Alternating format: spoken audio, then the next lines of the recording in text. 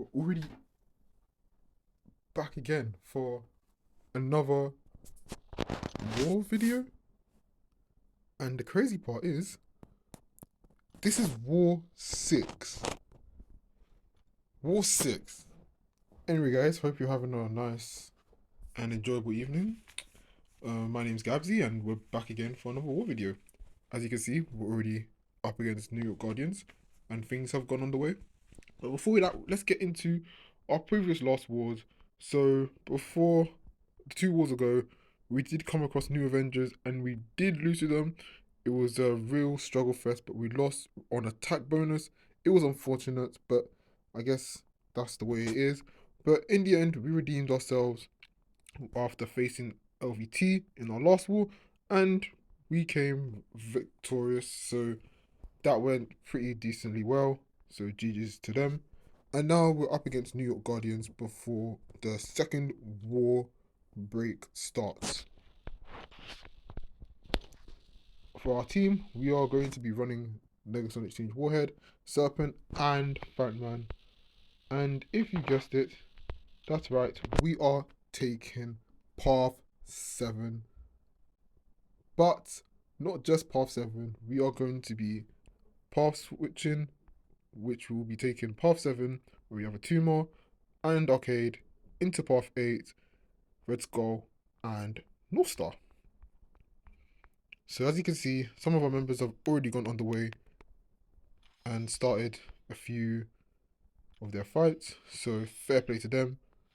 But yeah, since I decided that I wanted to get my fights done as quickly as possible, without having to worry about any sort of delay from tomorrow, I was like, let me get these fights done, and yeah, just try and cook them smoothly. So first fight here we have is Attuma on Path 7, and yeah, just like any normal champ that's usually being placed here, just don't overextend, don't play silly, and yeah, pretty much just take your time and we'll cook.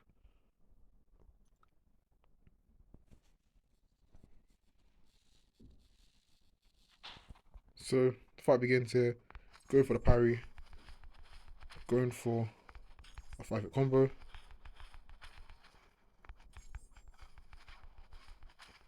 The aim, we don't want to push him to SB2. We want to slowly just bait those SB1s.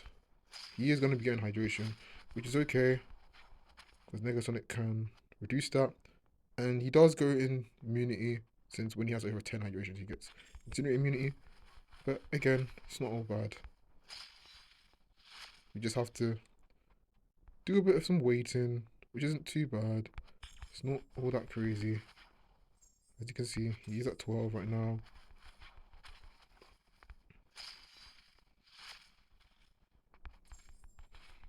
And our basics do hit pretty hard, so that is another benefactor of our season NTW here. As you can see, he is at 20, which isn't too bad. It's not the end of the world. We can just directly hit him while he has the stoppable, and yeah, we decide to get rid of it, but he does get it back up again. Not the end of the world. This is our only Negasonic Teenage Word fight anyway, so there's nothing to punish in here. And yeah, we go in for medium into a light combo, into a relic, and the fight's pretty much over. So yeah, just as pretty standard Negasonic Teenage Warhead fight, to be fair. Nothing too crazy there. And yeah, let's move to the next one. So, second fight we have is Arcade on Blood and Water. No Vox today, since we are going to be taking a mini, which I did forget to mention, but you'll see soon enough. Again, this is pretty much a standard fight. Like, I don't see anything too crazy going up here. We are going to be cosmic boosting since Serpent is going to be taken on another fight. But I don't see anything like too drastic that's going on here. Like, yeah, it's Arcade on this node. Usually Vox cooks this in like a minute 30, but you can pretty much use so many other champs and they'll just also do the same job. just aim here, don't play like a fool, be careful of tranquilize, and yeah, just pretty much cook. The reason why we're not hitting him is we're just trying to take advantage of the power gain. And now we're gonna go for the parry, medium combo. And if he was blocking, which he is blocked now, and we throw a special into his block, so we can get some cold force charges.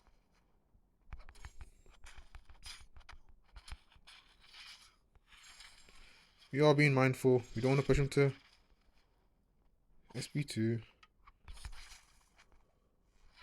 We can get the punish off really well.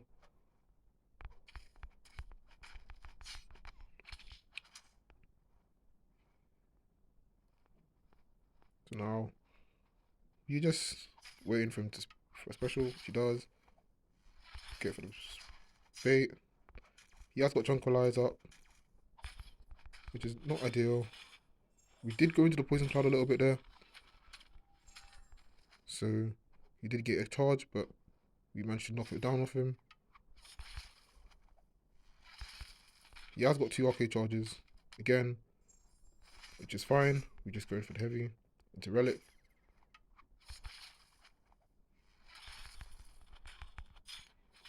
And then we go for the SB2, and we get some nice burst damage.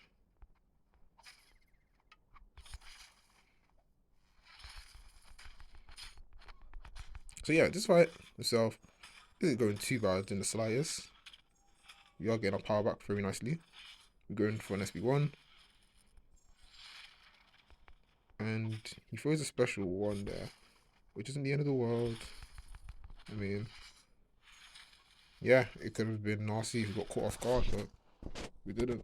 And we end up with finishing the fight with 4 yellow. So yeah, arcade on par 7. Nothing too drastic there. Like, we weren't gonna die on that fight. It's just a standard arcade fight. Like, just take your time, play safe, and yeah, you cook. Alright, on to our next fight. We have is Red Skull on path 8. This is supercharge. Yeah, Red Skull on supercharge. I'm gonna be taking this fight with Serpent. And we are gonna run indeed. I think, yeah, we'll run Great Special 3 defense boost. Just in case if he does get a bunch of power and like things go a bit iffy, then we'll have to be cautious about that. But the aim here is just mostly for SB2s into his block and let the burst damage nuke him. That's pretty much it. Alternate our combos as well, so supercharge doesn't take effect.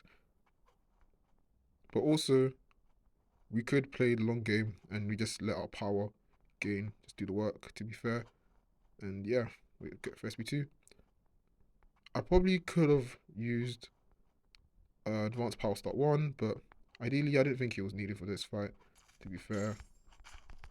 Like, this fight itself is nothing too crazy. I mean, he is going to get the auto block, which is fine and all. The aim here is he builds a lot of armors, which he's doing nicely. We're going to throw this special 2, and yeah, takes a bunch of his health. We're going for the heavy. Go for the SB2 into the block, which is nice. And again, another bunch of his health gone. Goes for the SB1. Going for the heavy. And if he throws it, which he does, wait a little bit. And just about we connect him there, which is quite crazy. I generally thought that special was not going to hit, but it wouldn't have mattered even if it didn't hit, because Serpent SB2 just does a bunch of burst energy damage, even if it doesn't actually directly hit the target. And we're just stalling.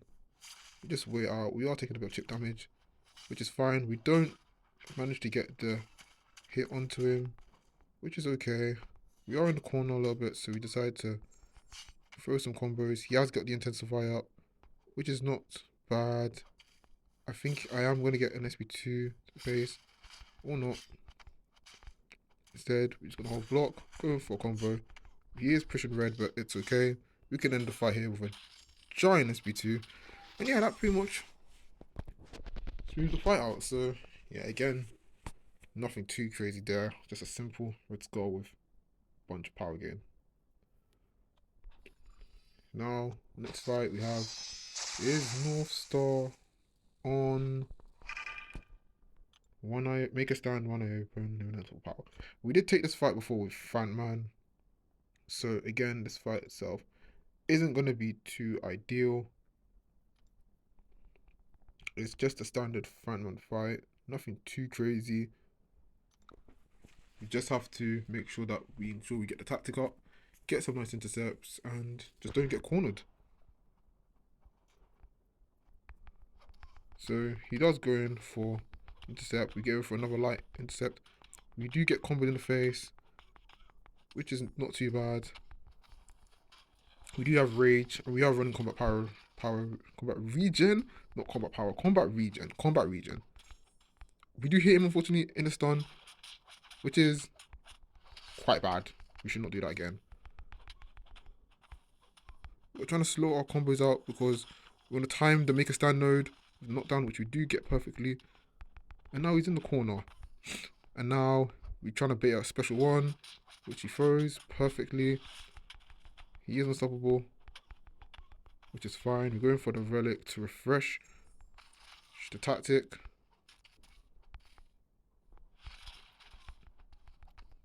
We're going for a 5-hit combo into an SB1. So now we can get the make a stand node off. He throws his special.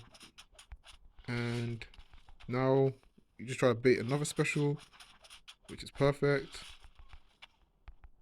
Unfortunately, we did get special intercepted there, which is not ideal. He has got 12 prowess up, so we have to be careful because he will start hitting pretty hard. So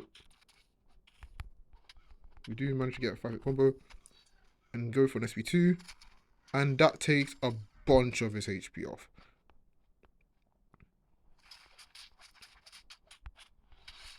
So he did throw an SB1 there.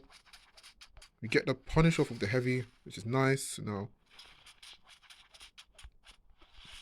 we don't have to worry about the tactic. And we get the power drain. And we can just finish it off with a few hit combos into SB1. And the fight is pretty much over. So yeah, not a crazy fight. I mean, we were getting smacked and walloped to the face there, but it wasn't good to the point where we were going to die. And we also didn't get in the corner, so that too. So that's two things we did right there. So yeah, star points for me. And now, yes, the final fight, which I'm going to be doing. The mini I am going to be taking is Solvarch on Cold Snap and Bleed. Now, of course, since I'm the first one in the mini boss islands and no one's there to tax me to energy, I have to use some units for energy. Sage. But it's alright, it is what it is. This Solvarch is a beefy boy. He is going to be absolutely tanky, and I think the combat regen boost should be fine. So I think I'll suffice with this, but just in case, we are going to be healing up because it's war, so we gotta heal up.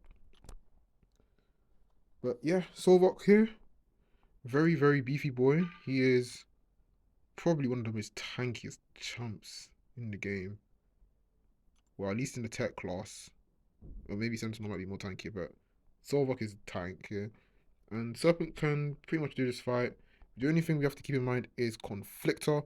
We don't want to try push him to red because that will suck, especially if he's in orange mode. And if we are throwing specials into his block, we need to make sure that he's out of blue mode so he doesn't manage to fully block them. So here we go with an SB1, and now he's in orange mode, and now we can throw an SB1. Now there you see Conflictor just triggered because we applied the fear on him, which is not ideal. There you go, Conflictor triggered again. Now, I don't know, I just realized the aim here, we just went for an SB1, which we should not have been doing. We should have went for an SB2. So, but I just, we unfortunately pushed him red, which is going to be annoying. Now, the aim here I just hope he just whiffs the special. And he somehow threw the SP2, which I'm thinking like, okay, I've been given another shot of redemption. I will not blow this. So we have to play this very carefully. That's the thing about idols. I think for my last couple videos ago, I mentioned about idols. They can be unpredictable. They can be very unpredictable. They can tease you in ways you can't imagine. Now, I'm getting cornered here, which I do not like. So we're just going to try to get some breathing space in. We are at special 3, which is quite annoying. He doesn't have any of the energizers. We do get slammed in the face there.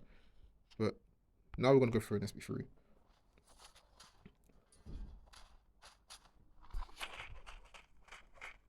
And he's going down, slowly but surely. Awesome, that SB3 did a decent amount of damage.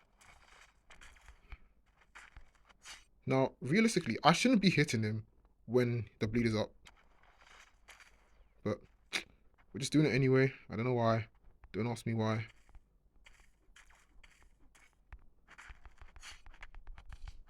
We have got max ramp anyway as well. So we are going to be hitting really hard. Like that, for example. So, yeah, when he doesn't have any energizers, that's when we can take advantage and cook him. And of course, Serpent is 90% bleed resistance. I don't know why I whiffed the heavy there. That was kind of stupid. We are trying to bait a heavy. We get slammed. But he does have 7 armors. And, yeah, surprisingly, that closes out the fight. Nice. Yeah, so the highlight of that fight is idols are unpredictable. And just when you think you're about to get cooked, you're saving by the light. But yeah, that will end the video. That's all my war fights. Yeah, so yeah, that concludes this video. I hope you guys enjoyed. It was really a really weird one. And hopefully, yeah, we can continue our cook during the season. Peace out.